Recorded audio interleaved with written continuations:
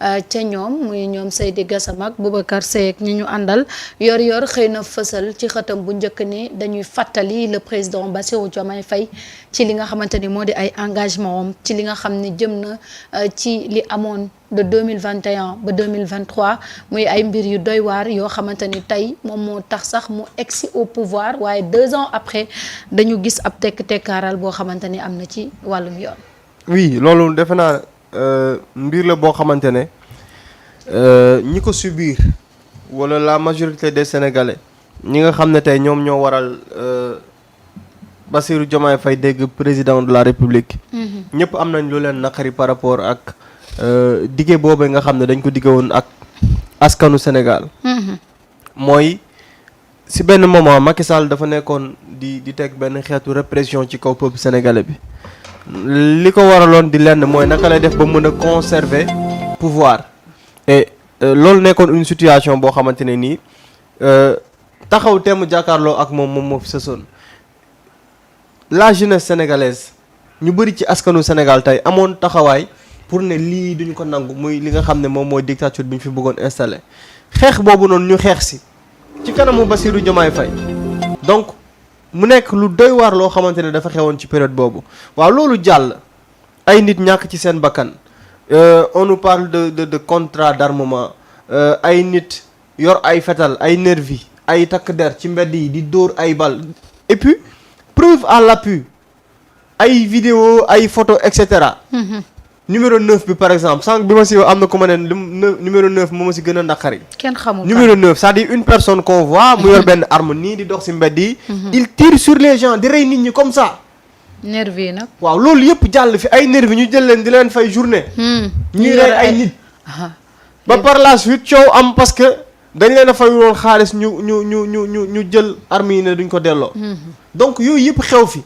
waaw yow nga ñëw diggee ak peuple sénégalais ne bis bu ma faloo dinaa fexe ba rendre justice est-ce que yow dañ la demander à ce que ñuy peuple bi di xiiroo ak ngaayoo seen biir wala dañ la demander à ce que pouvoir bi ñëw di jaay doole ay na ñu deful dara wala mais tey ci weer yu njëkk yi le président de la République Bassirou Diomaye Faye moom si boppam dafa doon wax jëm ci li nga xamante ne ni moom moo di justice pour les martyrs dafa doon wax jëm ci réduction des comptes muy alalu réew mi nga xamante ne nii ay ni dañ ko luubal mais plus précisément lu jëm ci mbirub martyrs yi le président de la République man damaa jàpp ne loolu bokkatul parmi ses priorités li tax moo ko mooy président de la République mënul am occasion plusieurs fois kañ ngeen gëj a dégg si waxuma sax ay waxu rendre justice kañ ngeen gëj a dégg si baatu làmmiñu président de la République mu wax ba tudd ci martyrs yi maanaam ne serait-ce que pour les rendre hommage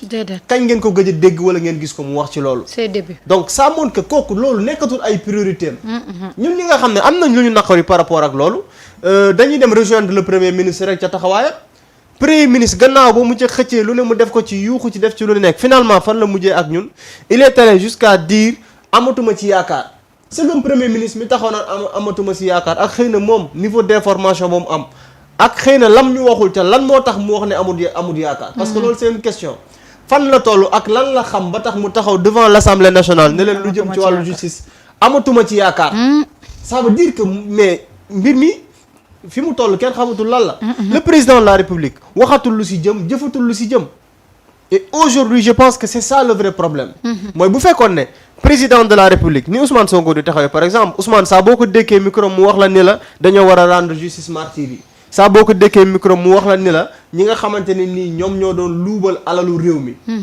am na loo xamante ne nii dafa war a tegu ci seen kaw mais kooku xam nga sa position lan la léegi nag fii kan la fi position variée c'est le président Bassirou Diomaye Faye moom moo jékki-jékki commencé indi beneen discours bu wuute ak discours ba ñu indi woon moo jëm ci wàllu cohésion nationale réconciliation jubboo nañu jubboole nit ñi léegi kan ngay jubboole des gens yoo xam ne ñoom ñoo doon def yëfi criminel di rey ay sénégalais nga war a rendre une justice vous nous parlez de jubboo de réconciliation réconcilier ak kan avec des criminels des gens yoo xamante ne ci tayeef dañoo dem ñii nekk ay assassins yi nekk ci kaw dem jënd ay armes indi ci biir réew mi ñii di joxe ordre yi ñii di rey nit ñi ñoom ñëpp ñoo yem c'est des criminels après ñu bëgg ñu gëmloo ko wéy léegi dañoo war a juboo et puis c'est-à-dire da ngay jël temps wu déglu président Bassirou Diomaye Faye ni muy théoriser jàmmam boobu muy wax. maanaam jàmm boobu daf koo teg ci impunité malheureusement et c'est ça le vrai problème mooy ay nit si ñoom ñoo sacrifier seen ay deret sacrifier seen ay dund pour que tey nga nekk président de la république keroog bi ñu lay dénk réew mi fii nga taxaw di leen tudd naan leen oui les martyrs de la démocratie di wax ne di nga leen bàyyi xel mais après qu'est-ce qui s'est passé ñooñu daal pour yow sa jàmm boobu ngay wax sa bon yow rek yaa comprendre concept jàmm ak réconciliation boobu ngay wax mais yow si loolu nga bëgg noonu jaral na la ñii nga xamante ne dañ leen a faat ñuy dëggal kaddu goo xamante ne dañ ko yàgg dégg ci ñi daan xeex pour démocratie wu réew mi mooy ku dee yaa perte mais aujourd'hui Bassirou Diomaye Faye dafa nekk di jox raison ñi nga xam ne ñoo daan wax ku dee yaay perte et puis aujourd'hui bu fekkee dafa am loo xam ne dañ ko diggee ak askan wi amul kan la ñuy laaj ay compte le président de la république yow yaay le président de la république Ousmane Sonko moom wan nañu ni bu desoon ci moom am na loo xam ne du demee nii kaas na ko fépp fu mu taxaw la mu ca mën a def na ko ci le président de la république man dama ne la waxuma la sa rendre justice président wax si làmmiñam lu jëm ci martyrs yi yow tu penses que dans un pays normal Bassirou Diomaye Faye fi mu jaar ba nekk président de la république yow yaakaar nga ne ci 5 ans mandat am yëpp Bassirou war naa yëkkati kàddu ba jeexal te tuddul ñi nga xam ne ñoo faatu moom pour mu nekk président de la république déedéet mais ça se voit qu'il a d'autres priorités et c'est ça le vrai problème léegi nag bu fekkoon ne moom dégagé na ay responsabilités am comme ni ñu ko déggee woon mu ne oui il faut mettre la pression sur la justice kon su boobaa dañ naan président de moom discours am clair na donc su fekkee président discours am clair na nañ dem xool au sein de la justice fan la blocage bi nekk malheureusement du ñu xool wàllu justice parce que dañoo dégg ci discours président de la république am lu ci soppeeku et je pense que c'est ça le vrai problème léegi nag li fi ses lan la mooy yàlla nañu fekkee matal ci nu mu gën a gaawee ces 3 ans ci bopp réew mi comme ñun ñoo ko faloon mu matal ces 3 ans et puis après lui je pense que comme dit Pape Gueye borom bagage yi bu téyelee bagage yi boppam xëy na la ca war dina ko ci def alors Doyen Samba Mara li nga xamante ni tey Doyen Samba moom moo xew sànq moom mi ngi koy wax léegi ci mbiru martyrs yi tey ñi ci ñàkk seen doom nan la ñuy dundee ñi nga xam ne tey dootuñu dégg bànneexu papa parce que yow bu fekkee yow tu es là di dégg sa doom di la wooy papa ñoom amatuñu bànneex boobu ñi nga xamante ni tey ñu ngi dox ak ay séquelles ñii amatuñu bët ñii amatuñu tànk ñii amatuñu loxo yow tu nous parles de réconciliation ci jamono jooju nga xamante ni deret moo tuuru pour yow man xam nga la laa mënul comprendre pourquoi dans un pays bu ñu yow pays bi dafa am démocratie te chaque élection am ñu dee président bu ñëw doo ko liggéey doo ko lijjanti paradoxe et puis xam nga yow yii ngay wax nii Bassirou Diomaye Faye moo la ko gën a xam parce que c'était un acteur lan ñi acteur politique la woon bi événement yi di am ñi ñàkk seen bakkan xam na ko ñi ci gaañu xam na ko ñi ci tëj xam na ko parce que am na ci ñoo xam ne dañ ko fekk biir kaso donc tout ça il le sait li ngay wax ni yëpp xam na ko mais est-ce que aujourd'hui loolu mooy priorité xam nga c'est là où loolu lay fàtte nag ci sénégalais bi perception bi ñuy am ci moom da koy fàtte parce que gis nga cette question là de justice pour les martyrs cette question de reddition des comptes là suñ ko limité ci ne combat patriote yi la rek ku ko ci limité yaa ngi nax sa bopp gis nga les sénégalais yi nga xam ne bokkuñ ci benn parti yii ñoo leen taxoon a jóg et malheureusement bu ñuy def seen ay stratégie politique du ñu tenir compte ci ces sénégalais laa nga xam ne lii moo taxoon ñoom ñu votel ko ñoom dañuy foog ne rek c'est un jeu de ping-pong qui doit se passer entre Pastef et la coalition entre Pastef non sénégalais yu bari tey boo gisee ñu mer c'est parce que ces questions essentielles laa nga xam ne moo leen taxoon a xeex moo taxoon ñu wàcc ci mbedd moo taxoon ñu def ay sacrifices ces questions-là n'ont pas été prises en compte te ces sénégalais-là ñoom la ñuy wax la masse silencieuse ñooñu ñooy jóg ñooy dem di voter ji xanaa xamuloo ne tey s'ils avaient réglé ces 2 questions-là moo xam mu créer coalition moo xam mu créer parti moo xam boobaa Sénégal la ñuy toog rek di ko seetaan noonu côté politique mais xam nga li gën a métti Sénégalais yi mooy des Sénégalais se sont levés pour dire que on a tué des gens, on a brimé des gens, on a blessé des gens, on a emprisonné des gens régime def ko tey li gën a jaadu mooy il faut que ñu taqali ko ak ce régime là ba pare nag ñu teg leen ñu layoo ak askan wi Sénégalais yi ci bari loolu moo leen taxaw moo déterminer seen vote mais suñu foogee ne cette affaire de reddition des comptes là cette affaire de justice pour les martyrs là ça se résume au parti Pastef foofu ñu ngi c'est-à-dire que ñu ngi c'est mal connaître ce qui s'est passé et xam nañ ko maintenant pourquoi il veut pas se prononcer sur ces deux questions là lu tax loolu. lan moo fi nekk lu gën a urgent lu romb ñaari question yooyu deuxième mandat. ah deuxième mandat. mais c'est pas comme ça qu'on le règle du loolu nañ koy régler tey nee na les populations ont le droit de faire la pression sur la justice loolu la waxoon.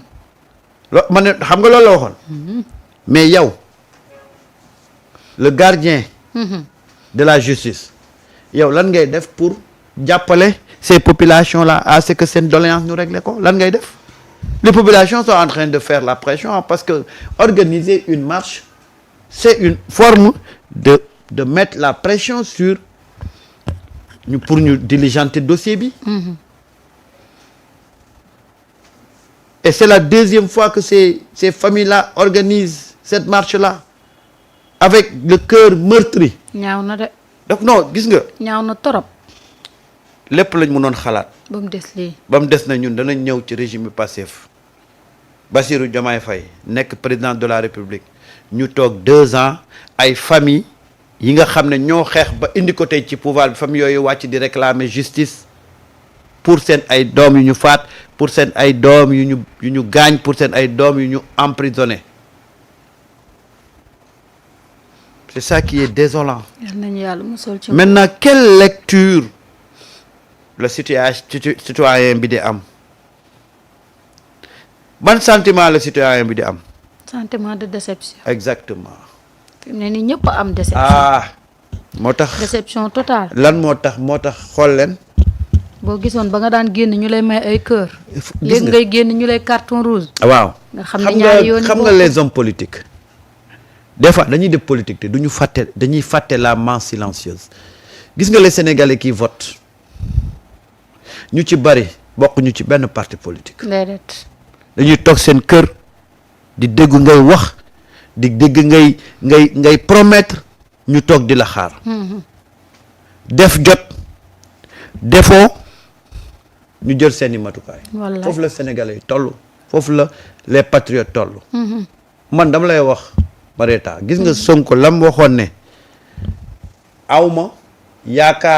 amatuma yaakaar ci reddition des comptes. moom kay ba mu ko ñàkkee la ko ñëpp ñàkk. man dama laa wax ne man dama laa wax ne.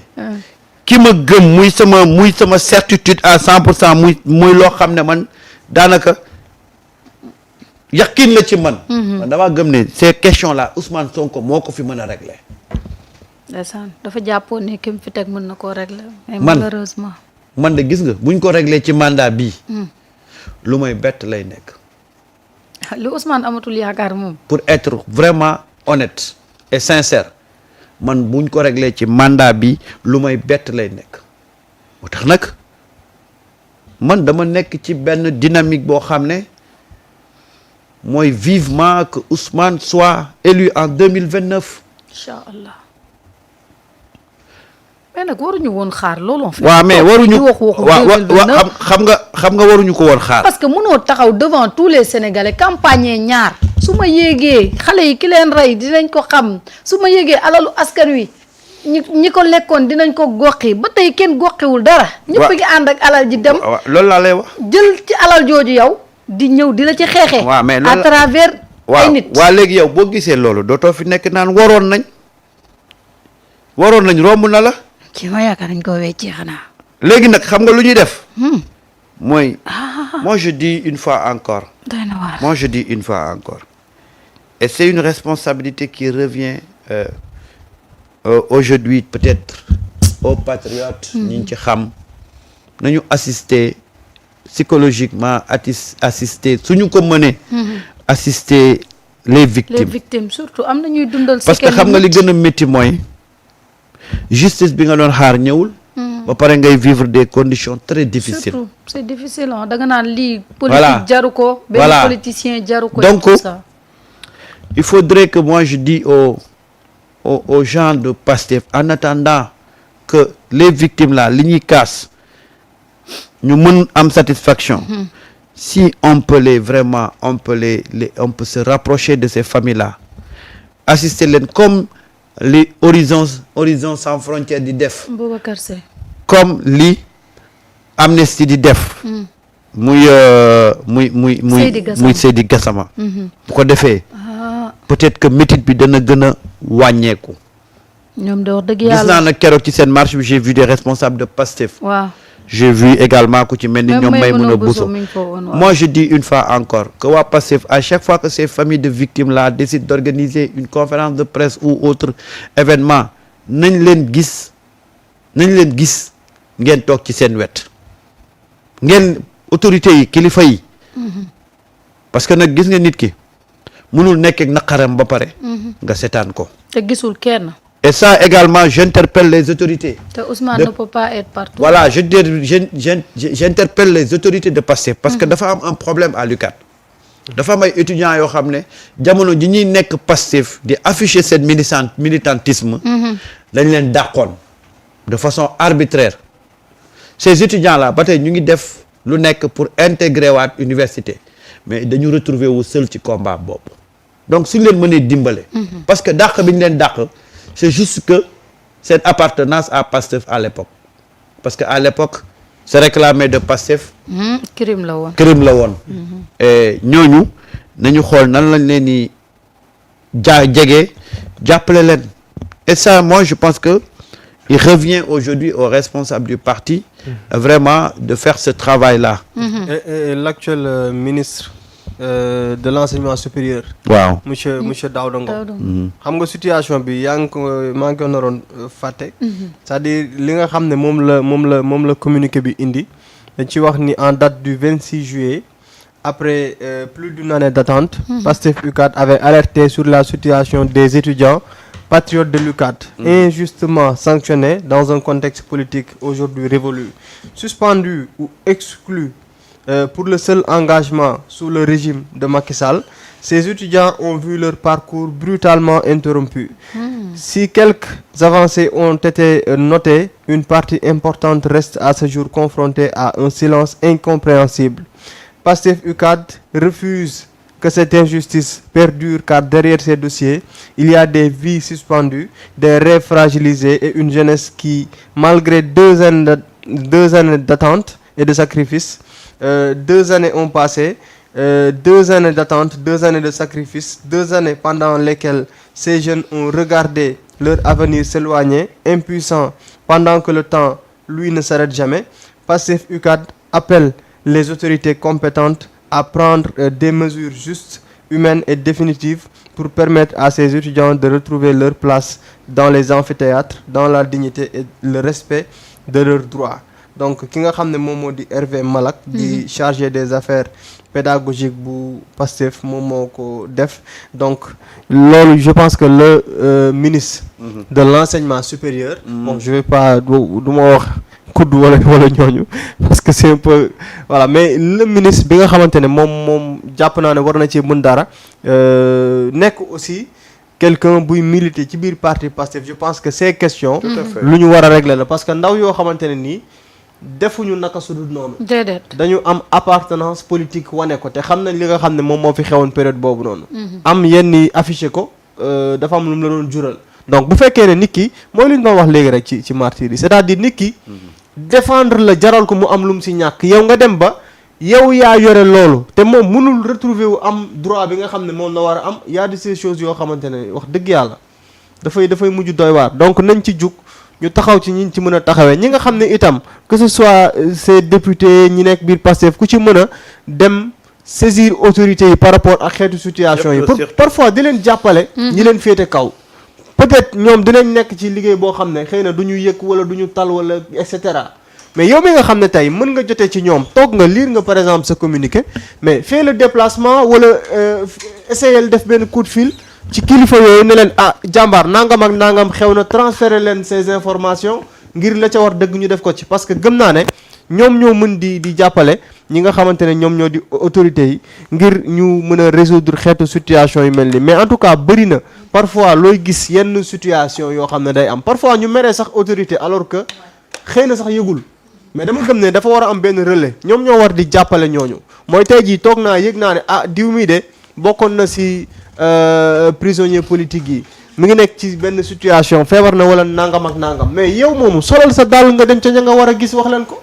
donc lu mel noonu mën na éviter yenn mbir yi di xew. et c'est important. mais c'est très loolu important am solo la doy Samba. c'est très important gis nga dafa am loo xam ne.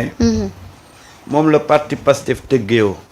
donc munul am même attitude yi ak yeneen parti yi fi nga xam ne ñoom ñoo fi nekkoon. parce que yeneen parti yi li ñu xamoon mooy politique moom leader bi oto bu yàqu la rek boo ko poussé bu tàkkee bala fa.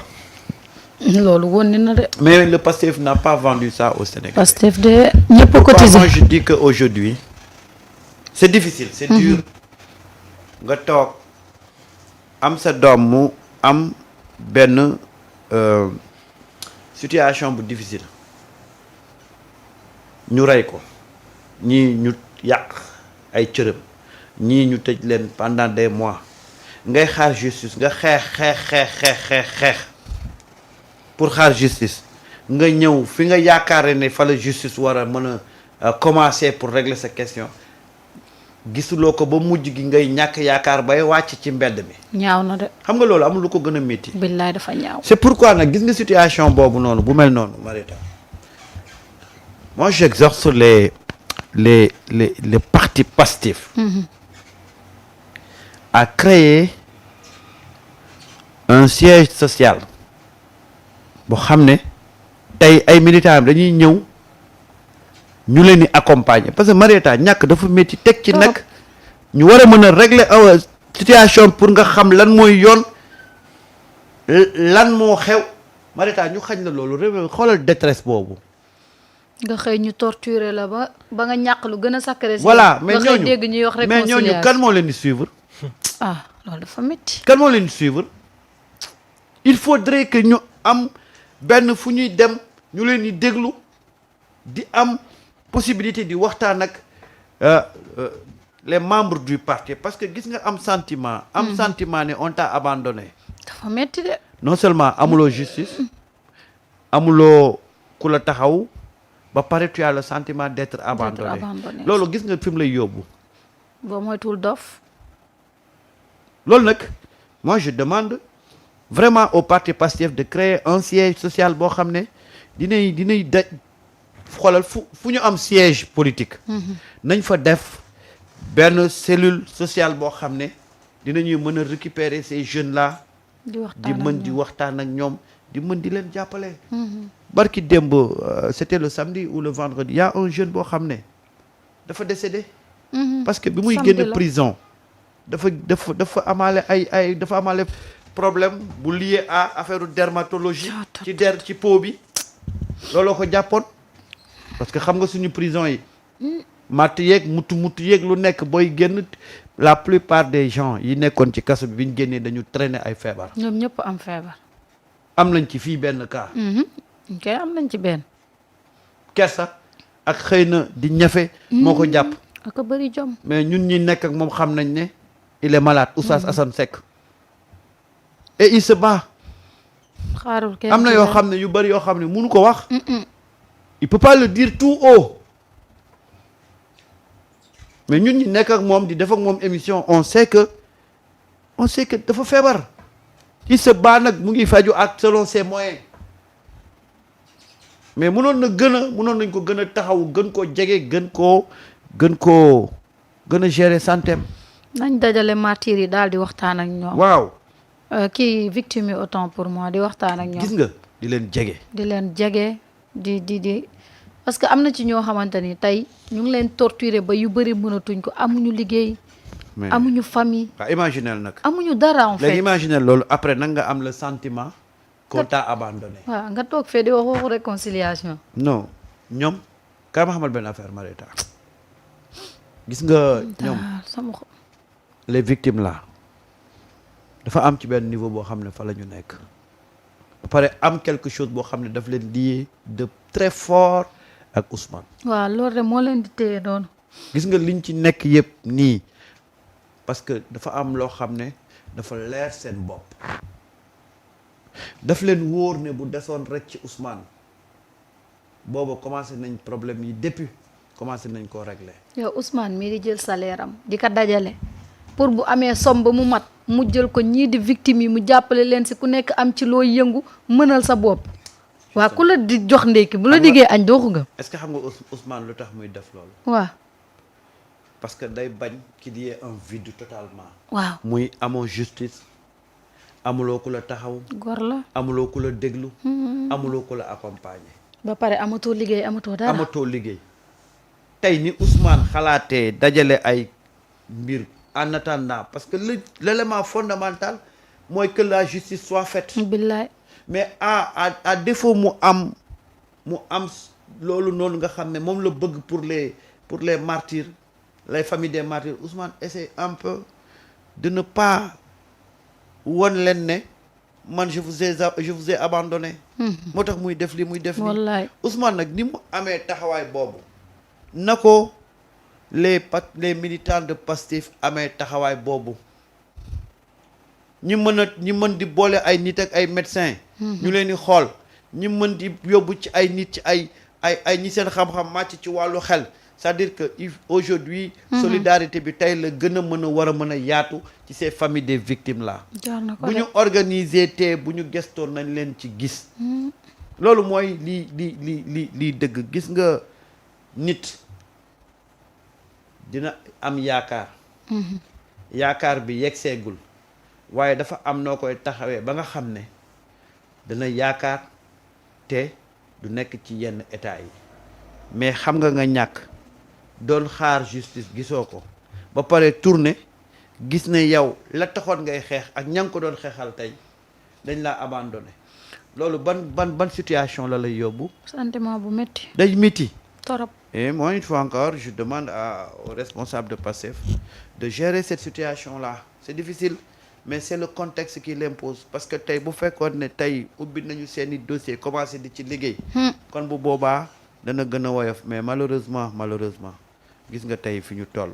moo tax vraiment maa ngi masawaat ces familles-là. man daal xam nga dëkk bi tamit lu ma ci jaaxal. ñi nga xam ne dañoo tuddee seen bopp ay société civile ni société bi lañ toogal lu tax bu société bi wootee duñ dem.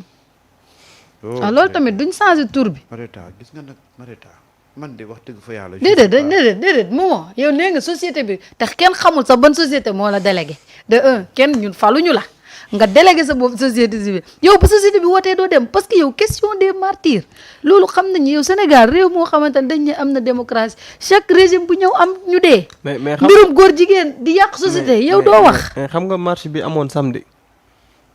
dañ doon marche pour justice pour les martyrs mais en même temps doon contester la candidature de Macky Sall. waaw te ci foofu organisation des arrangé wu Nations leen Unies waaw te xam nga gars yi moom ku ci nekk ak sa combat.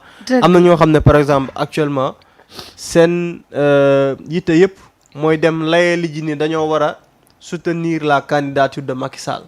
donc peine perdue. société civile la boo xamante ne nii ku ci ne ak combat yi ngay mëne ak yi dul mëne ku ci ne ak li la ñor ak li la tax a jóg. am na ñoo xamante ne nii mën nañ leen dégg si question bu nekk mais par exemple su fekkee dañuy wax si yenn question yu jëm ci wàllu homosexualité par exemple. doo leen si dégg. am na ñoo xam ne ñoom exclusivement dem réclamer à ce que état du Sénégal soutenir candidature Macky Sall moom moo leen gën a ñor que di lijjanti ay bakkan yoo xam ne rotoon na fi mën nañu daal seetlu constance ci Seydi Gassama. ci question bi ak nu mu tuddati waay. Boubacar Seye. Horizon Sans Frontières c'est-à-dire booba ak léegi musuñu soppi taxawaay par rapport ak question bii nii bi loolu amee ak léegi mooy foo leen fekk ñu ngi réclamer à ce que justice am par rapport ak ñi nga xam ne ay doomu Sénégal lañ yoo xam ne faat nañ leen ci lim bi ba tey ñi dañuy wax 80 ñi ni 86 ñi ne ça dépasse les centaines donc situation la boo xamante ne malheureusement aujourd'hui 2 ans passé na mais ba léegi yàlla baax na.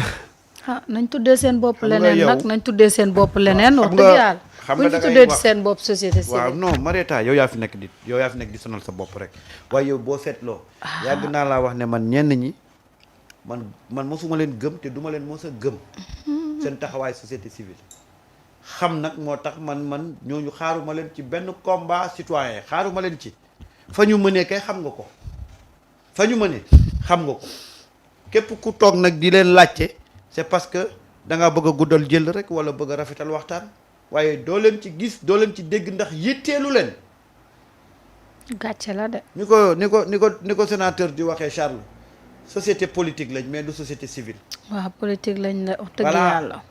gis nga ñi civil yi yitteel ñuy woy seen bopp société civile keroog bi ñuy marche dégg nga leen gis nga ñi fa taxaw pour accompagner leen léegi nag sénégalais bi xam na yooyu yëpp te gis nga sénégalais bi da ngay xam ne les sénégalais ont compris et c'est ça qui est important Marieta bu ñun am na ay jamono yoo xam ne saa yu citoyen amee ay problème xam nga fu ñu dem ci siège société civile dem saisir la société civile waaye léegi fu citoyen amee problème xam nga fu muy dem ci Guy Marius Sagna ndax lan ah ndax société civile bi fi nekk lañ gëmatul gëmatuñ leen de. mais ça c'est révélateur